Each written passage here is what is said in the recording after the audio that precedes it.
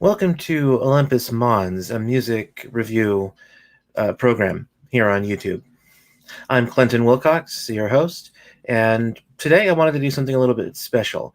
Um, I've actually been in the process of moving here the last month or so, and it's going to take another 2 or 3 months probably until I'm fully moved, and so it's hasn't afforded me a whole lot of time to be able to do a lot of shows, where it be album reviews or other things. And so I have talked about in the past wanting to do some other types of shows, and so top 20, top 10 list is one of those things. And I thought, since Christmas is upon us, it's coming up tomorrow, that it would be a good time to do a list of my favorite Christmas songs. And if you have favorites that you like to listen to around this time of year, feel free to talk about those in the comments.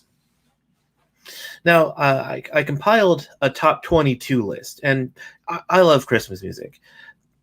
I can listen to Christmas music all year round, as a lot of my friends might get annoyed by that, and my family too. I tend to tone it down a little bit, but I had to stop. In fact, I ended up stopping at 22, not at 20, because there were a couple of songs that I ended up forgetting that I wanted to put on the list, and so they're on there now. And now I have a top 22. It could have easily become a top 40 or top 50, just because I love Christmas songs so much. Now, I tend to love the sacred Christmas songs more than the modern Christmas songs. In fact, there's some modern Christmas songs I really just can't stand. Santa Baby being one of them. Uh, what's another? Songs like, All I Want for Christmas Is You, which is a staple of this time by Mariah Carey. Songs like that, which are just kind of like more mushy songs around the Christmas season. I don't really tend to care for those. And then, of course, you have the songs which some people associate with Christmas, but really aren't Christmas songs. Like, you have Baby It's Cold Outside, which is a winter themed song, but not really a Christmas song. And then, of course, you have a classic from The Sound of Music, My Favorite Things, which is just a song about gift giving. And while we do give gifts around Christmas time, there are other occasions where we give gifts, like birthdays and things like that. So I really wouldn't consider My Favorite Things a Christmas song. So the songs on this list really do pertain to Christmas songs, and I tried to come up with a combination of sacred songs and the more modern non-religious songs, because I do like a number of those too. So without further ado, I'll go ahead and get on with my list. So number 22, I have Jingle Bell Rock. Now, I'm not too crazy about this song, which is why it's so low on my list. I don't really think of the Christmas spirit when I hear it, just when I hear rock and roll. But I love rock and roll, and so a rock and roll song about Christmas, yeah, okay, I can tolerate it. And probably my favorite rendition of this song is by Jeff Moore and the Distance. They really capture the spirit of rock and roll well on this song. And not really a whole lot to say about it, but their track of this appears on a compilation CD. I don't, it might be a little bit difficult to track down, but they definitely do my favorite rendition.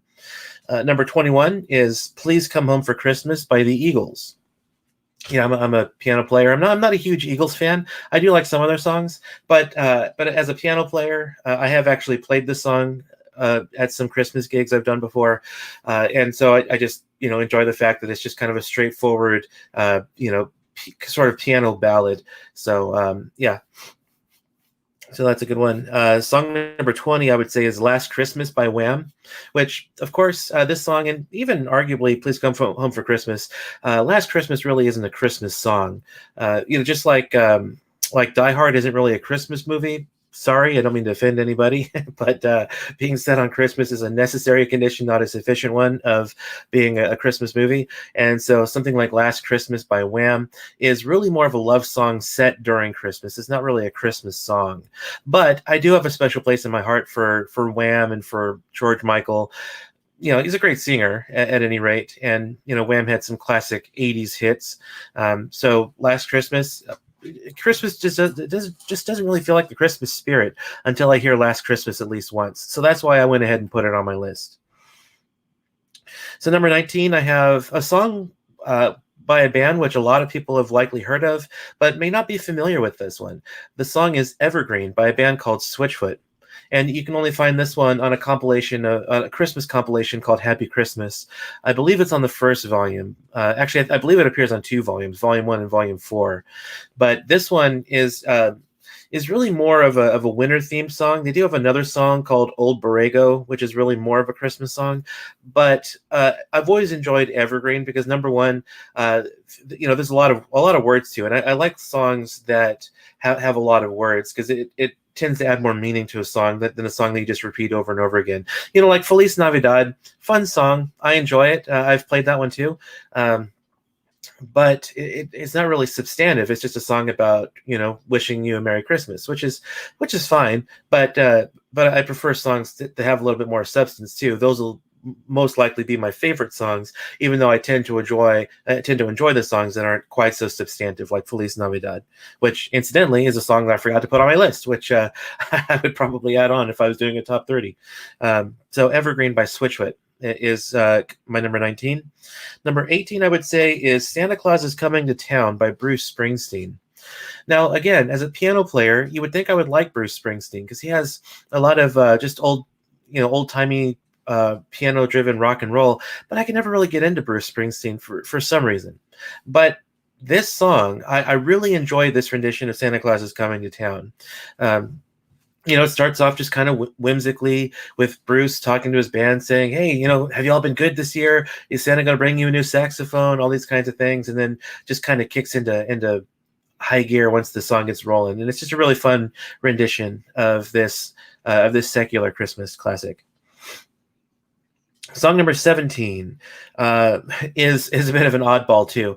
There's a progressive metal band called Theocracy, which I've really gotten into, and for the past decade or so, they've been releasing a Christmas song, more or less every year. There've been a year or two that they skipped because they were recording an album and so didn't have the time to record a Christmas song. But the song I chose for number 17 is Winter Fever by Theocracy, and Winter Fever is just kind of a goofy Christmas song about how the son of Santa Claus falls in love with the son of Frosty, and it's sort of a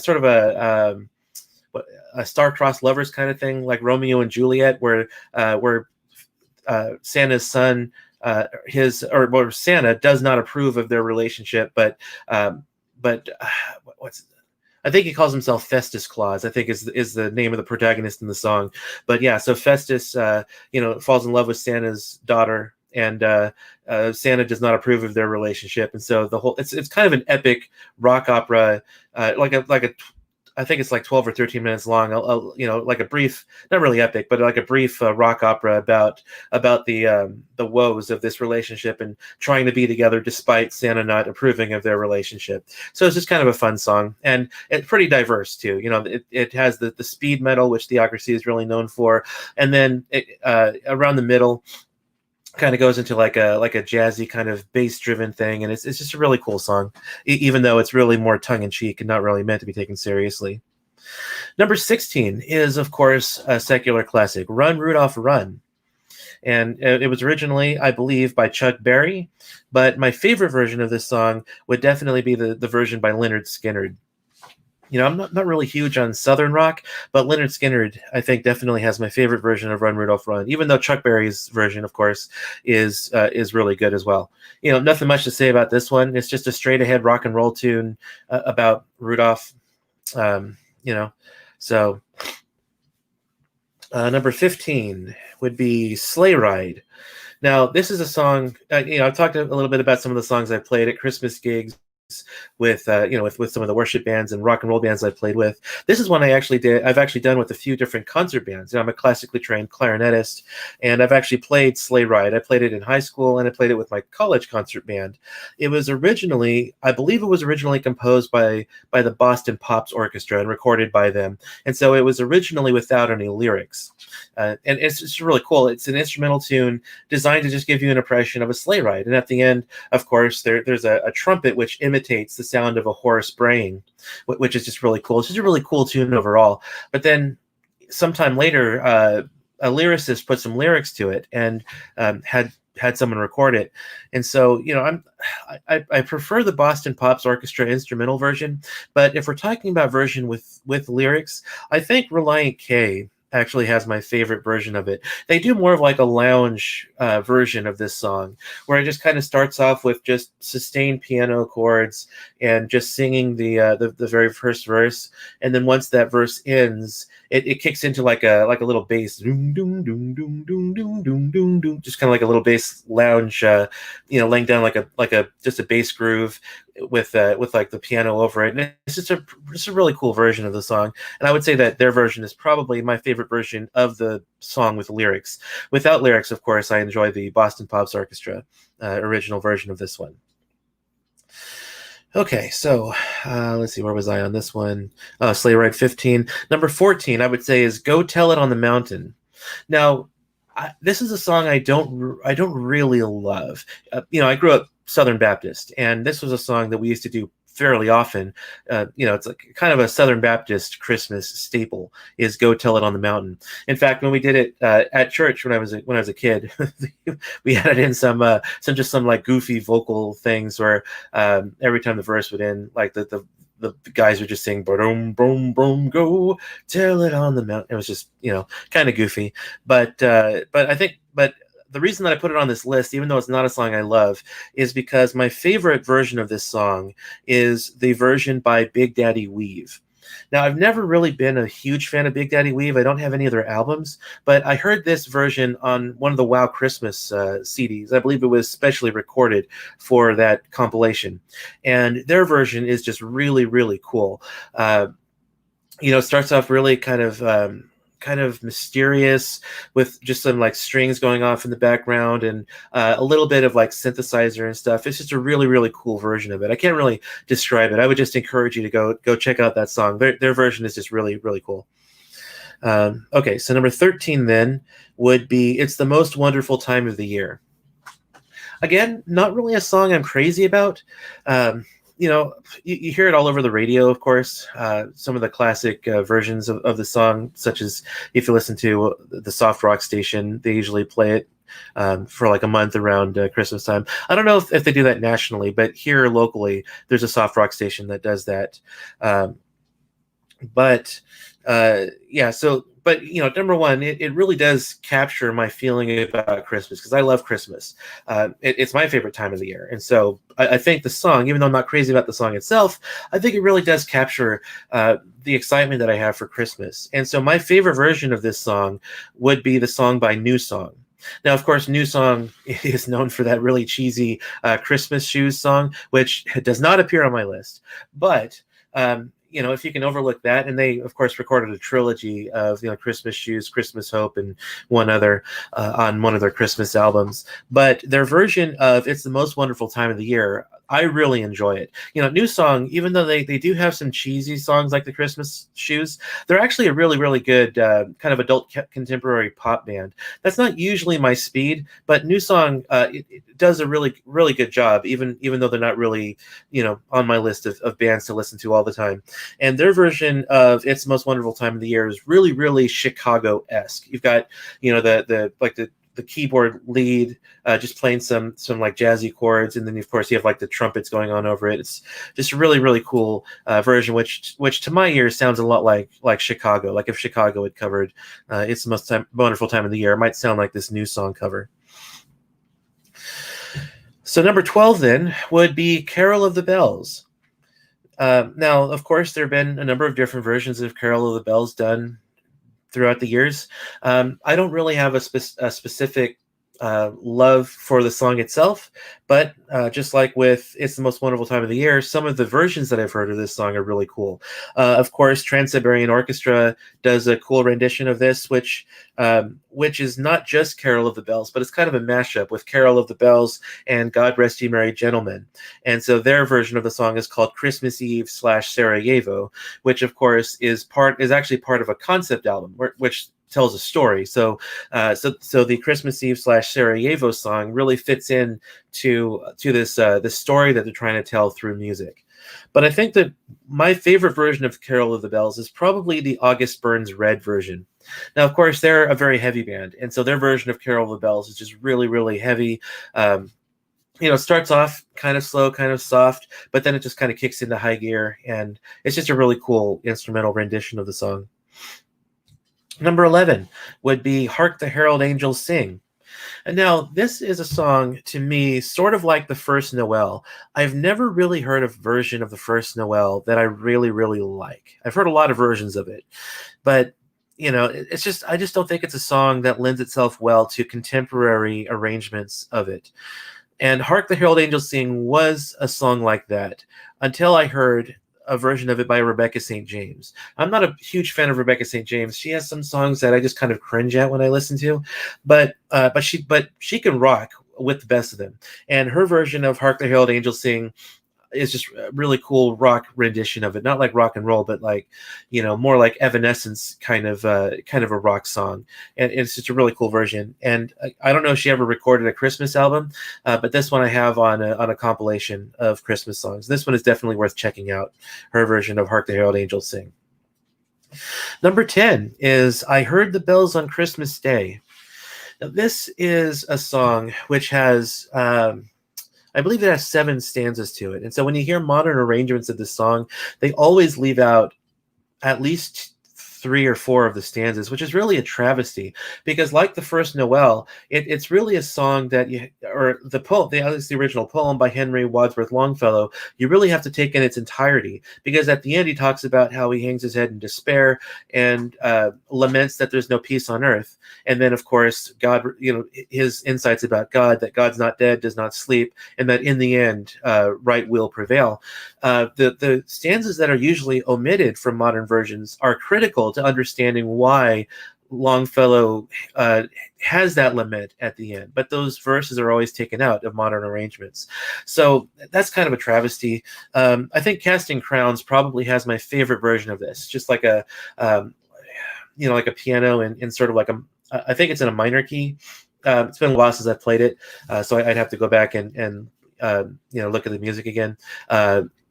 Or listen to it. I believe it's in a minor key, but they do my favorite rendition of it. But even they omit 3 of the stanzas. So I wish there was a modern version that kept the entire poem intact. But you have to kind of take what you get. So I might prefer the more traditional singing all 7 of the stanzas. But for contemporary arrangements, Casting Crowns has my favorite version of it. Number 9, I'll Be Home for Christmas. Now, if you're not familiar with the story behind this song, you might think that it's kind of just like a sappy song, emotional, trying to get you emotionally invested in the in the season. And I'm generally not a fan of like sappy emotional songs, but if you really know the story behind "I'll Be Home for Christmas," it really, really adds a whole new layer. It's not a sappy song about someone just kind of wishing they'd be home for Christmas, but it was actually written and originally recorded by. I'm blanking. Not Burl Ives, but Bing Crosby. But the song was written as an homage to our soldiers, and so the song is actually about a soldier who laments that he's not able to be home for Christmas. And so with a story like that, like how could it not make the list, and how could it not at least make the top 10? So I'll Be Home for Christmas, I would say, makes number 9. And Bing Crosby and Frank Sinatra have both done a great version. They both sing it with real emotion, but the best version I've ever heard, and this is more poppy, whereas I tend to gravitate more towards rock bands and rock singers, but I don't think I've ever heard a better version than Josh Groban's version. If you really want to hear a moving rendition of "I'll Be Home for Christmas," check out Josh Groban's version of the song.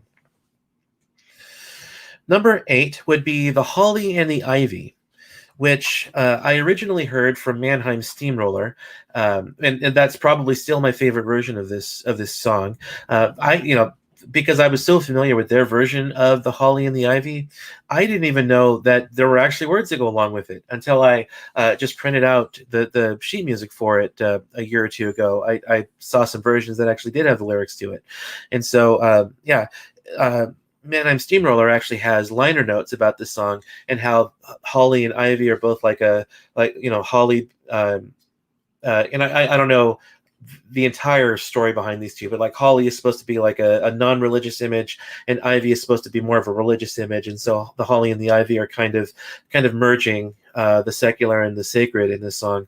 I'm not entirely sure about that but that was just kind of something that I read in their liner notes, which might be worth looking into more. But I really, really enjoyed the tune of it. Really pretty tune. And Mannheim Steamroller's version, of course, is instrumental. And I just think that their version is my favorite rendition of it that I've heard. Okay, number 7 would be Joy to the World. Now, Joy to the World is actually more of an Advent song, from what I've heard. Joy to the World, if you just look at the lyrics, it looks like it could be about Christmas, but it's really more of an Advent song. Advent songs, while they are usually sung and performed around Christmas time, if you follow the church calendar, Advent is a time that Christians look forward to the coming of Christ. And so Christ, of course, came on Christmas morning or Christmas night, whatever time of day it might have been. But Advent was the time period where people were actually looking forward to Christ coming. And so here in our modern day, of course, we don't look forward to Christ's first coming, but we look forward to his second coming. And so Advent, while we remember the ancient Jews who are awaiting the coming of Christ, we sort of parallel that now as we're awaiting the second coming of Christ. And so Joy to the World is really more of an Advent song than a Christmas one. And I've never really heard a rendition of this that I can really say I love. Of course, there's the Chris Tomlin version, but I don't really care for Chris Tomlin. He's one of the most trite and unoriginal songwriters in Christianity, and he always likes to add a chorus to songs that don't need it. And so it really comes to the point where you have this trite, unoriginal songwriter who puts his name in the credits next to such timeless composers as Felix Mendelssohn and such timeless hymn writers as Isaac Watts. And it's just something just feels wrong about that. So I would say probably one of my favorite versions would be by the OC Supertones, which was on one of the Happy Christmas compilations. I believe it was on volume 2. I would say the Supertones, probably the rendition I like the best of Joy to the World, even though there's not really a rendition that I can say that I absolutely love. Number 6 would be Gloria. Now there are two different songwriters who made an arrangement of Angels We Have Heard on High and called it Gloria. You have Mercy Me, and there's just kind of a straight ahead pop rock tune. But then you have Michael W. Smith, and I think Michael W. Smith's version is probably my favorite version of Angels We Have Heard on High. Again, could be because I'm a keyboardist myself, and so he has that really recognizable melody that he plays, and it's not on piano. He actually plays it on what sounds like a I'm blanking on what they're called. Like the old timey keyboard instruments that they would have played in the time of the of Baroque, like Bach would have been playing and composing on this instrument. I'm just totally blanking on it. But at any rate, if I can figure out how to do annotations in the video, I'll go back and put it in there. But anyway, yeah. So he plays it on that kind of an instrument, and it's just like a full orchestral arrangement with a choir and everything. And I just think his version is a really, really cool arrangement of Angels We've Heard on High. So now we're on the top 5 of my favorite Christmas songs.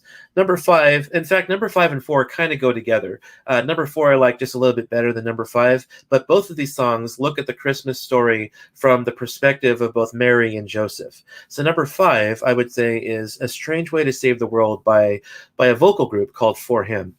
And this song is just, looking at the whole situation about Mary becoming pregnant by the Holy Spirit and looking at it from the perspective of Joseph and, just asking himself the questions, why did you choose Mary? Why did you choose this time to come down? All these questions, which For Him imagines were probably running through Joseph's mind. Now, of course, a lot of people like that song, Mary, Did You Know? And that's kind of a modern classic. A lot of people have issues with it because a lot of the questions in the song were questions that the angel kind of went over with Mary, but in this case, these are I think if you don't care for Mary Did You Know, you should check out A Strange Way to Save the World by For Him, because I think you might find the questions in this song that run through Joseph's minds a little more reasonable than the ones in Mary Did You Know. And so number 4 is not Mary Did You Know? That song really didn't make my list because I have no real issues with the song, but it's not one of my favorites. But number 4 is a similar song called Breath of Heaven, and in parentheses, Mary's song, and it's by Amy Grant. And so this is a song that looks at the Christmas story from the perspective of Mary and kind of the thoughts running through her head. And again, not quite as trite as Mary Did You Know, but it has like a really cool piano, just kind of like a not sad but more somber, contemplative piano underscoring the lyrics that Amy Grant sings. And it's just a really, really nice, really cool song. Definitely worth checking out, even if you're not a fan of Mary Did You Know.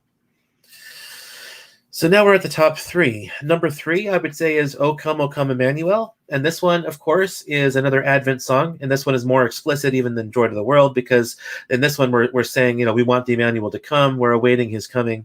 And while I really, really love this song, I would say probably my favorite rendition of it would be Third Day's version. Now, again, Third Day, takes out a number of the stanzas. They don't do them all, but they have like a really like nice Southern rock guitar that underscores all of the lyrics, and it's just a really, really rockin' arrangement of it. And so, I love rock songs, and so I don't think it takes away from the meaning of the song to make it more of like a laid back Southern rock kind of tune. So yeah, I really, really enjoy that one. Number two would be What Child Is This? Another of my favorite sacred hymn, and my favorite version of this comes from Mercy Me. And again, this is not on any of their Christmas albums. They have recorded 2 Christmas albums. This was actually recorded specifically for a Wow Christmas CD, which may have been the inspiration for why they decided to do a Christmas CD after recording this version. But they decided not to put this on their Christmas album and recorded, I believe it was 11 songs for their first Christmas album, 1 original and then 10 arrangements. And so this one just has some really cool chord structures that they play. Really, really builds up in the bridge to a nice hallelujah section. And it's just really, really, really cool song to listen to. Now, before I get to my number one song, I do want to add in a couple of honorable mentions. There is one song I do not like, which is a Christian song, but it's not a traditional hymn-like song, and that's Little Drummer Boy. But there's one version of this song that I can tolerate, and that's Audio Adrenaline's version of it, which again was recorded specifically for a Wow Worship CD. Can't stand the song, but I like their rendition of it because it's just straight ahead rock and roll, and it was during Audio Adrenaline's good period back in the 90s when Audio Adrenaline was a legitimate rock and roll band rather than becoming a radio friendly pop band when after they'd split up and then got back together with Kevin Max and then recording another album after Kevin Max left the band.